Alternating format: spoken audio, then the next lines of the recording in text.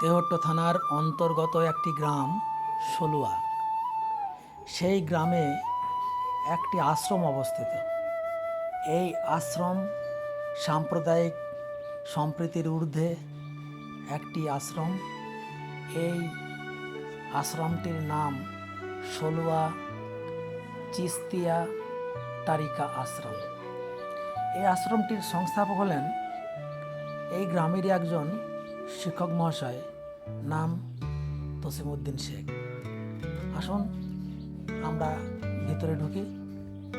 ভিতরে প্রবেশ করে প্রথমেই ডান দিকে দেখতে পাবেন একটি আসন। এখানে আসন স্থাপন করা আছে। এখানে ওনাদের যে মতামত, সেই মতের যে পীর, সেই পীরের আসন এটি।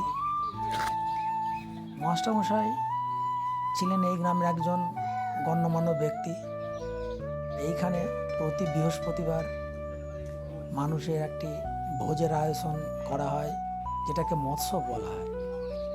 আর এই যে এই ঘরটি দেখছেন, এখানে ওই মাস্টারমশাইয়েরই গুরুদেব, ওনার একটি স্মৃতিসৌধ তৈরি করা হয়েছে। ওনার বাংলাদেশে বাড়ি। কিছুদিন হলো মাস্টারমশাই মারা গেছেন। ওনার মাজার বা কবরস্থান